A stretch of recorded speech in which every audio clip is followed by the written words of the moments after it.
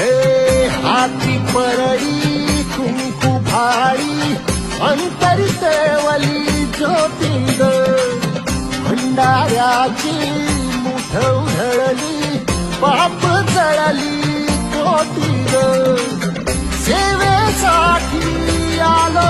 दुरुनी तूच जीवाचा जीव स्वामी होऊ दे मंगल आई ग